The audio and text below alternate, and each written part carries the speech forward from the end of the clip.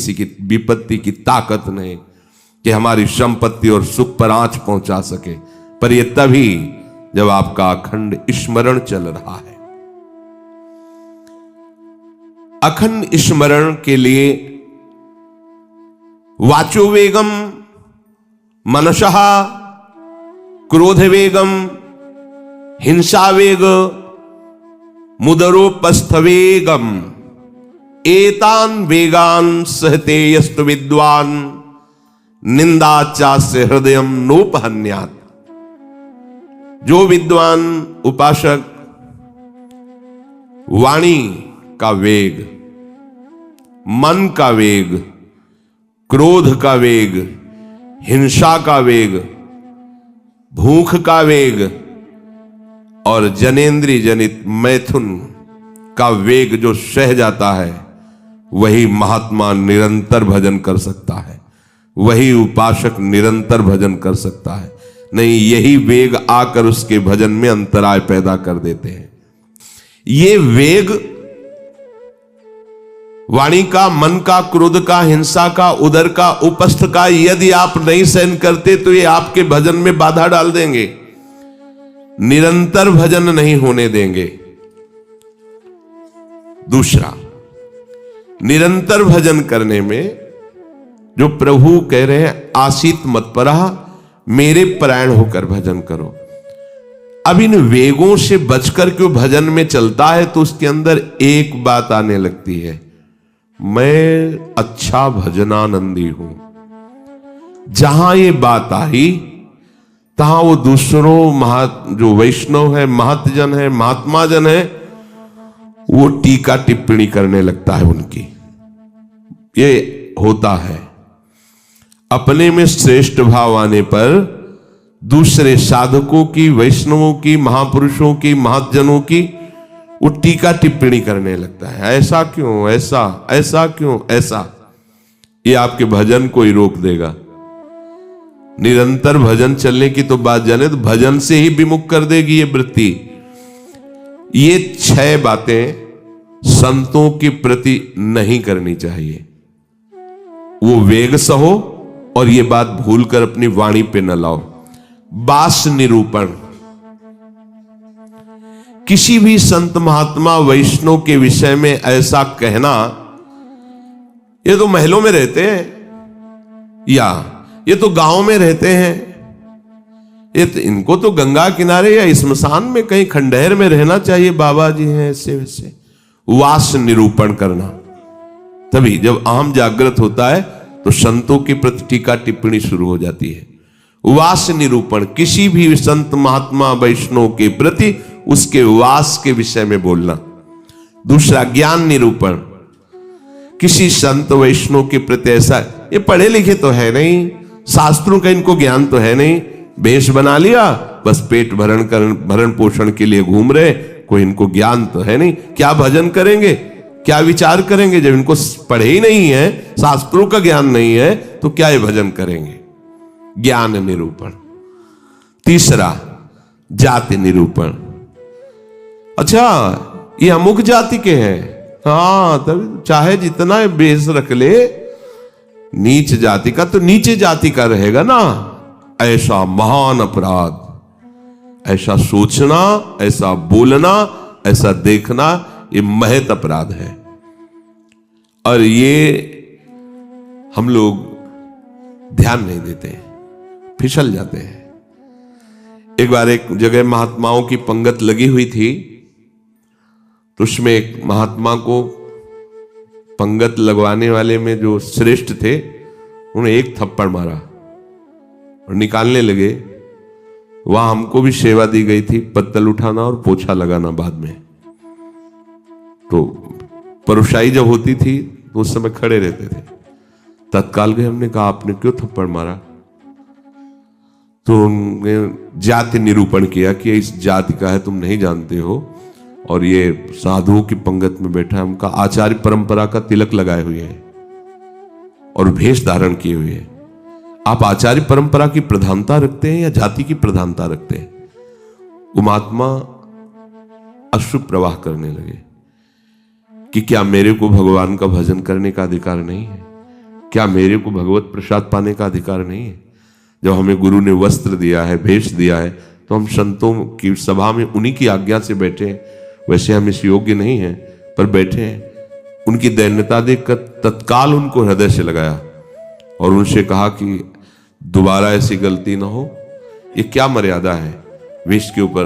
और उनके चरण पकड़े, एक बार इनको क्षमा करके आप बैठ जाइए, आप प्रसाद पा लीजिए। उस समय भागवती का आवेश में बोले, उनकी सामर्थ्य नहीं हुई दोबारा उनको वो प्रसाद पा के निकले। मन में ठान लिया कि झोला उठाओ और भागो यहां से। नहीं, जहां संत का अपमान हो वहां नहीं टिकना चाहिए। तो भूल हो जाती है।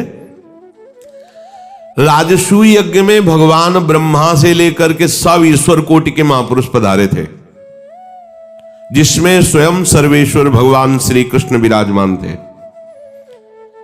और उस पवित्रता का क्या वर्णन करना, जहां साक्षात धर्मराज विराजमान है वहां अपवित्रता का प्रवेश नहीं हो सकता। लेकिन यज्ञ की पूर्णता नहीं हुई थी। यज्ञ की पूर्णता सुपच वाल्मीकि के चरण धोकर रसोई में पवाने से हुई थी।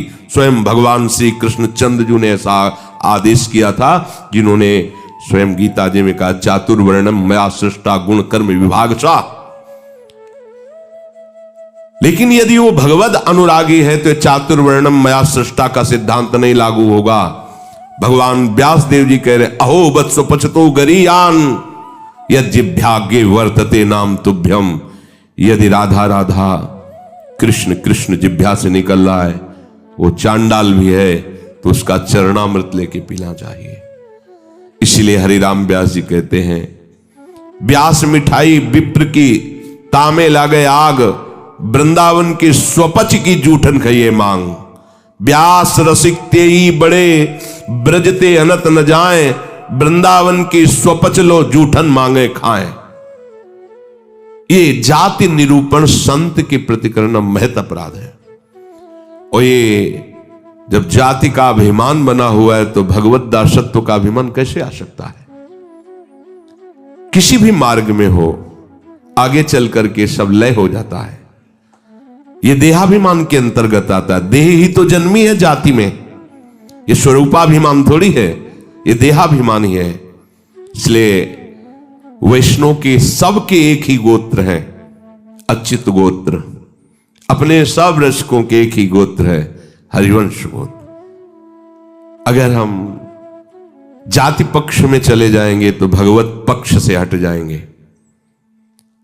तहां जाति कुल नहीं विचार, कौन सुत्तम कौन गंवार, सार भजन हरिवंश को।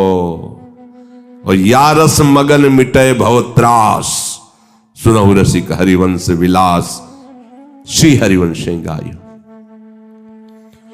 कहीं भी प्रकट हुआ हो किसी भी कुल में, और वो जब आचार्य के शरणागत हो जाता है, आचार्य परंपरा से, तो अभेद हो जाता है। सुने प्रपन्न जेब है, अभद्र सर्व के गए, तिन्हें मिले प्रसन्न हुए, न जाति भेद मानिए न जाति भेद मानिए।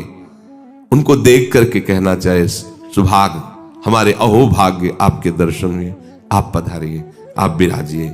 और जैसे अपने पूज्य जनों का स्वागत किया जाता है, ऐसे मन में भी नहीं आना चाहिए कि ये अमुक जाति का संत है, इसके पैर कैसे छुए, इसका चरणामृत के। अगर ऐसा तो आपका भजन बाधित हो जाएगा। जाति निरूपण, यही गलती हो गई थी दंडकारण्य के ऋषियों से श्री माता सबरी के प्रति। एक तो स्त्री जाति और दूसरी भीलनी। कैसे हम महाब्रह्म ऋषियों के बीच में बड़े बड़े कीड़ा पड़ गए थे, सरोवर के जल का प्रयोग नहीं कर सकते थे, सब अशांत थे। और भगवान श्री राम ने माता सबरी को सौभाग्य दिया ऐसा, जो ब्रह्म ऋषियों को भी नहीं मिला। इसलिए कभी किसी संत के जाति निरूपण न करें।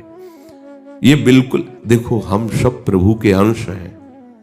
कर्म के अनुसार शरीर में आए, कर्म के अनुसार कुल में जन्मे, लेकिन हमको वो लेके थोड़ी बैठना है।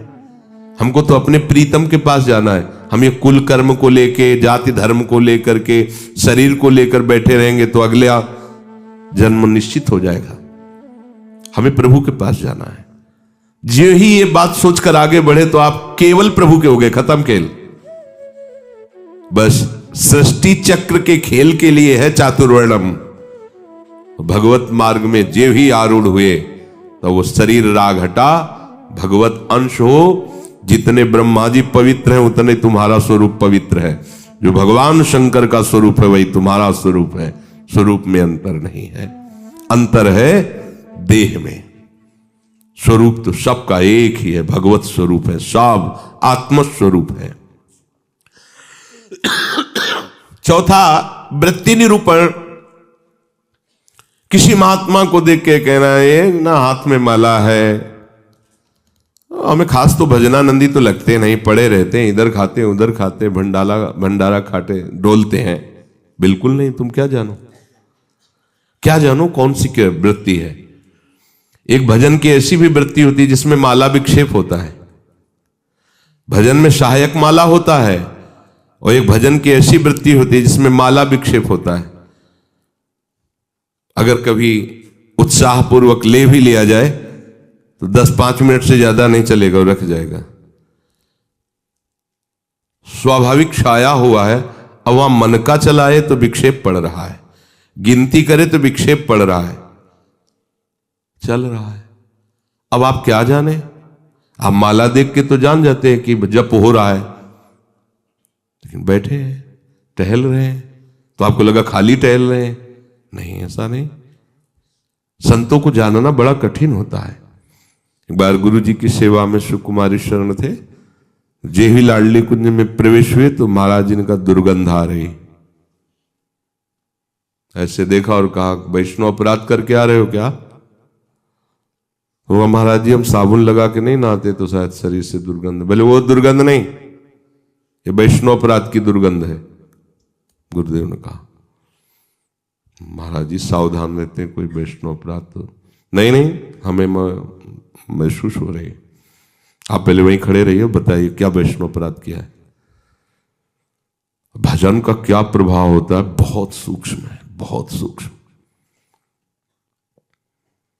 महापुरुषों के हृदय से ही पता चलता है ना। प्रारंभ में था तो पंडित बाबा की वाणी पढ़ी तो तन्मयता एकदम पंडित बाबा में हुई।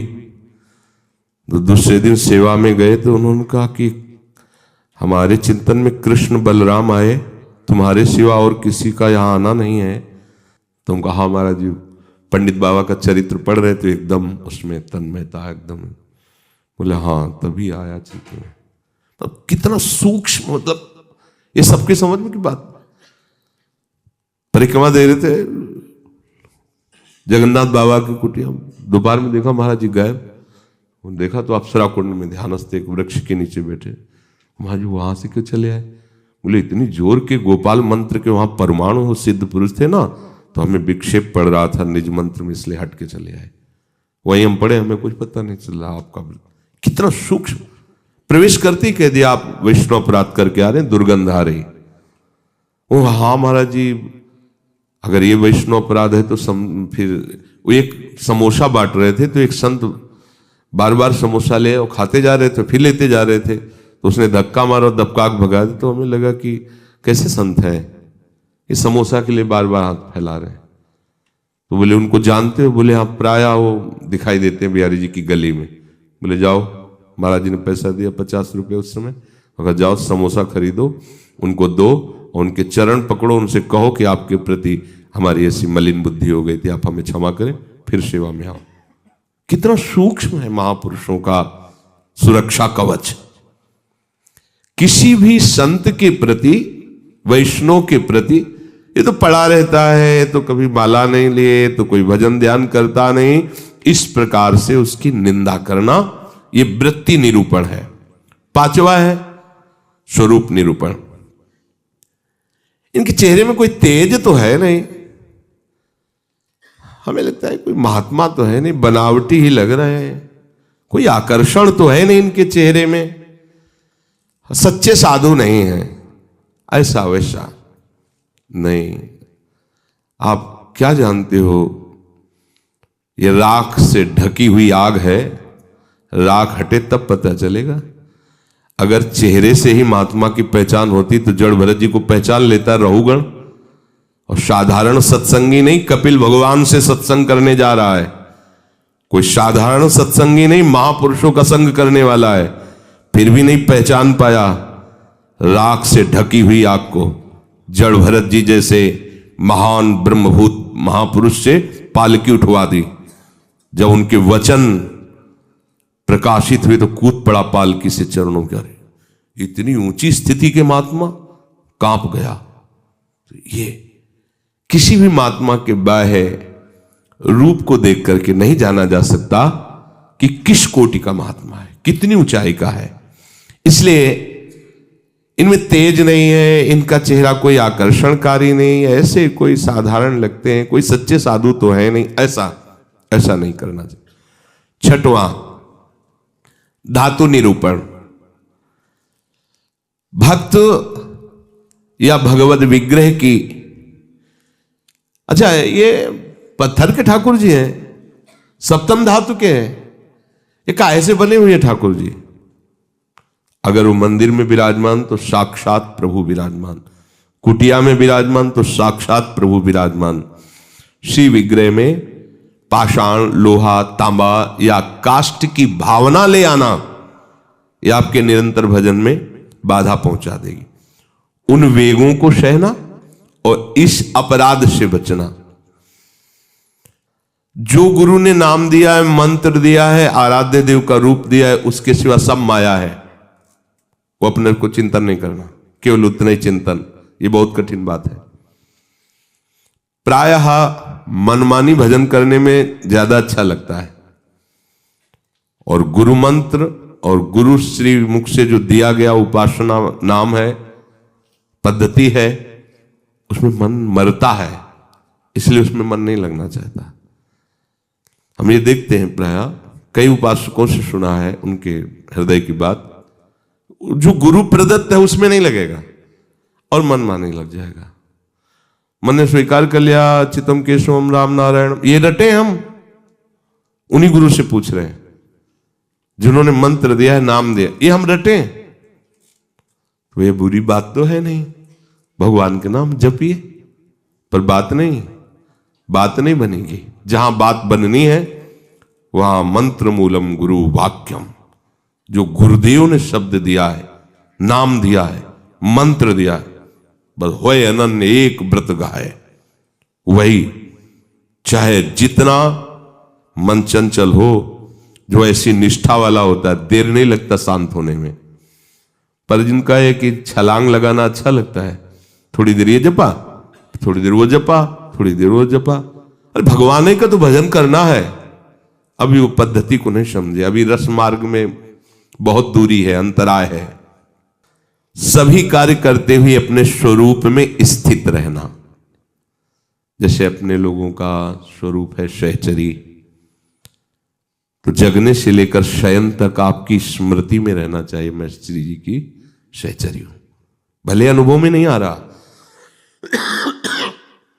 आपको सहचरी बप्पू का अनुभव नहीं हो रहा, पर हम हैं, मान लेना है। जैसे अपने को अनुभव नहीं था हम किस कुल में जन्मे हैं, पर माता पिता किसी ने तो सिखाया होगा कि तुम पंडित हो, ब्राह्मण हो, बैठ गया ना दिमाग में। इन्होंने लिखा है क्या ब्राह्मण कहीं, और बैठ गया पंडित घर के जन्म है हमारा। ऐसे ही गुरु ने तुम्हें नया जन्म दिया है, न स्त्री हो, न पुरुष हो, न ब्राह्मण हो, न क्षत्रिय हो, न वैश्य हो, न शूद्र हो, न गृहस्थ हो, न विरक्त हो, क्या हो?